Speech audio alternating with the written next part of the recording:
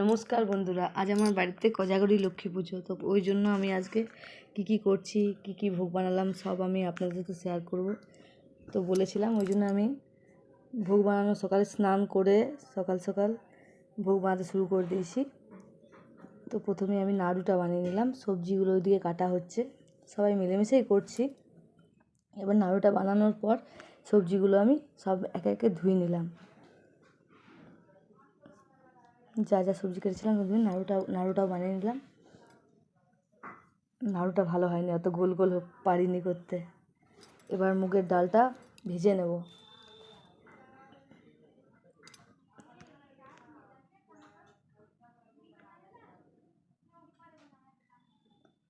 পায়েসটাও ওইদিকে বসিয়ে দিয়েছি, একদিকে পায়েস হচ্ছে, একদিকে ডাল ভাজছি, ওইদিকে উনুনের মধ্যে খিচুড়িটা জলটা গরম করতে দিয়ে দিয়েছি। ওর মধ্যে চালটা আর ডালটা ভালো করে ধুয়ে নিলাম, ধোয়ার পরে দিয়ে দিলাম। এরপরে 5 রকমের ভাজাভুজি কেটেছিলাম, তো ওইটা ভেজে নিচ্ছি। আর খিচুড়িটা অনেকটা তো পাচ্ছি না, ওই জন্য আমার বরকে বললাম যে তুমি একটু নাড়া দাও। তো ওই করছে, খিচুড়িটা নাড়া দিচ্ছে, নাহলে তো লেগে যাবে। এই পায়েসটা আমার হয়ে এসছে। মশলাটা দিয়ে দিলাম খিচুড়ির মধ্যে, মশলাটা একটা জিরে আদা সব দিয়ে একটা মশলা বানিয়েছিলাম, ওটা খিচুড়ির মধ্যে দিলাম। আমাদের লক্ষ্মী পুজোতে আবার লুচি বানাতে হয়, তো লুচির ময়দা মেখে নিয়েছি। চাটনিটাও বানানো হয়ে গেছে। লুচিগুলো একে একে সব আমার মা আর আমার যা মেয়ে লুচিগুলো বানিয়ে নিল, আর বাকি ভোগগুলো সব আমিই করলাম।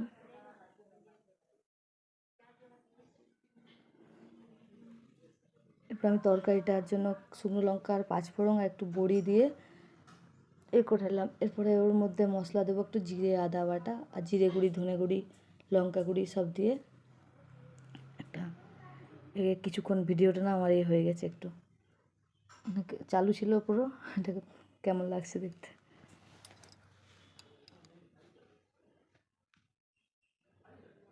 এই আদা বাটাটা দিয়ে দিলাম, টমেটোটা দিলাম, হলুদ,